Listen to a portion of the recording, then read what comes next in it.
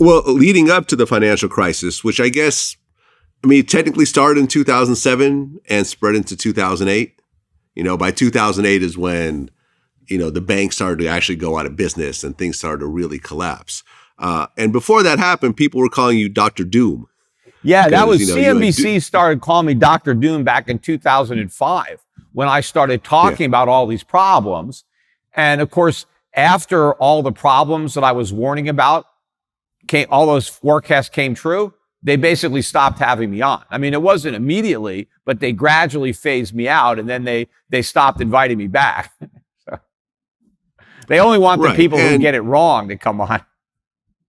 Right. And, after the crash happened, places like Business Week said that you're more or less accurate in your predictions. Yeah, there was a brief period of time where the mainstream media did give me a lot of credit.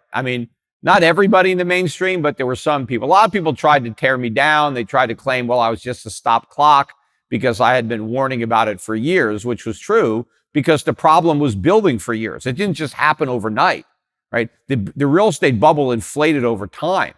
The Fed's monetary mistakes took a while before they blew up. So the fact that I was able to warn early about the mistakes and the impending consequences didn't mean I was a stop clock. It just means that I understood the problems. The stop clocks are the perma-bulls who never see the problems, who think everything is great, who think the Fed can do no wrong. And those same people are around today. All the people that I used to debate on financial television in 2005, 6, and 7, warning about the financial crisis coming, who told me I was crazy and everything was great, those people are still there. They're still telling everybody how great it is and how there's nothing to worry about. But now they just don't have me to point out that they're wrong anymore. Well, in September of 2009, gold was below $1,000 per ounce. And you predicted that gold would go to over $5,000 an ounce. You fast forward to 2021, 12 years later, gold is up, but it's at $1,800 currently. Yes. It never hit the $5,000 that you predicted. Yeah, we haven't got there yet. And it got up to 1,900 was about the high. And remember, it started the run from below 300 in 2001. So gold had a pretty big run before topping out in 2011. But when I was making that forecast of $5,000 gold, and I didn't really put a time limit on it. I said in a few years, and I would agree that it's been more years than I thought at the time. But back then, I thought the dollar crisis would have already happened, and it didn't. And gold's not going to go to $5,000 an ounce without the dollar coming under a lot of pressure. Those two are going to happen at the same time. But the reason that hasn't happened is because the Fed has been more successful than I thought they could be at delaying this, at fooling the world. And they've had a lot of help from foreign central banks that have also been making a lot of mistakes that have helped the dollar look better, by comparison. So the game has gone on longer than I thought. And so that's why it's taking longer for the gold price to hit 5,000.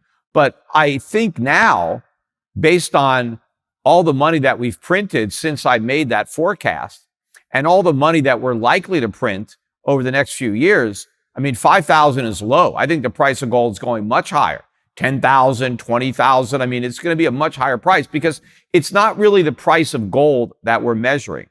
It's the value of the dollar. Gold is real money, right? Gold is fixed. The dollar is what changes because they can just print as many dollars as they want.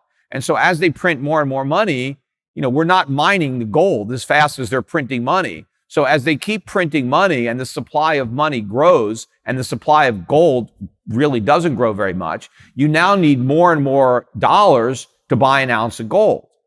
And so it's the dollar that's losing value, not gold that's gaining it. Gold is just staying still. You just need more dollars that have less value to buy the same amount of gold. Okay, well, in 2018, the whole Occupy Wall Street phenomenon happened. And you actually, and you have this video on your YouTube channel, you show up in your suit in the middle of the whole Occupy Wall Street gathering with a big sign that says, "I am the 1%, let's talk." And you were actually debating with people about, I guess, what you felt was the flaws in their theory in terms of the 99% and the whole eat the rich kind of thing that was happening at that point. I mean, number one, did you feel any sense of danger at any point? Did you have like armed security or anything else like that? Because things were getting fairly heated at certain times. No, I didn't have any security. My brother was there with me, and there was a camera guy from Reason TV.